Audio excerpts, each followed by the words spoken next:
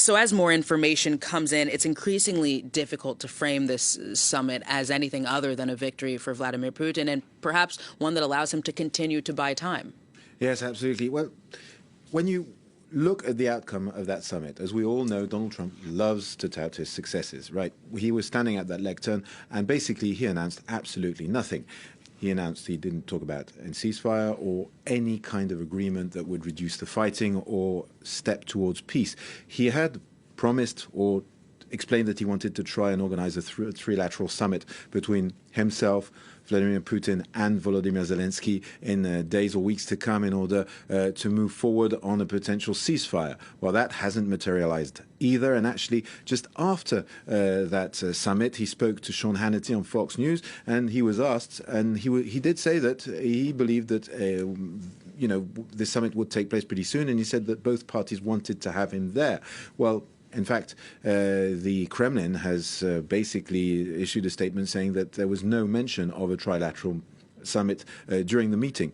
And then when it comes to sanctions or being tough with Russia for not complying in any way, shape or form, well, he also said during that interview that he didn't see any point about thinking about potential further sanctions in weeks to come. So, no, quite honestly, it doesn't look like a victory for Donald Trump in any way, shape or form. But for Vladimir Putin, it's a great success. He's back on the international stage. He's also managed to buy himself some time. This perspective of sanctions, secondary sanctions on China, because this is kind of what we're talking about here, is now weeks away, and he is carrying on his fighting, and he has most certainly come back with his maximalist demands when it comes to the war in Ukraine. And now what we are probably going to see, and this has just started with these phone calls, is potentially Donald Trump trying to impose this view of the Kremlin onto Ukraine and his European partners. Ukraine and the Europeans will probably refuse, because indeed they want to have a robust framework for future security and to move forward in Europe, and that would potentially drive a wedge between the United States and the rest of NATO or Europe. And that, of course, is a great victory for Vladimir Putin. Much different tone indeed than just a few weeks ago, James. So now Volodymyr Zelensky will go to Washington. I'm sure he himself and his allies will, of course, have that ambush from the U.S. president and vice presidents just last February in mind ahead of this meeting. What do you think we can expect to see next?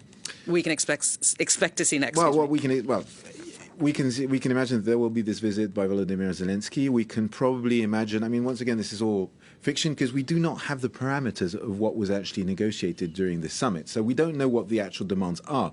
But, when you hear, for example, that Volodymyr Zelensky explains that Donald Trump told him that what Vladimir Putin was looking for is a comprehensive agreement rather than a ceasefire, well, how can you broker a comprehensive agreement when you don't have a ceasefire? That's first question. Then, this comprehensive agreement is very probably what Vladimir Putin always refers to as the root causes of the conflict. And that translates as a demilitarized non-NATO Ukraine that would have lost part of its eastern territories and indeed with a weak leadership and no sovereignty. And this is unacceptable to the Ukrainians and to the Europeans for that matter. So what we have here is basically a summit that has placed Vladimir Putin in a situation where he is on Donald Trump's good side. He is seen as the one wanting to negotiate when Volodymyr Zelensky, who had been working very hard to be the one looking like the peacemaker here, that might just flip to the other side. And that would be quite catastrophic, not to mention the state of the transatlantic relationship between the Europeans and the United States.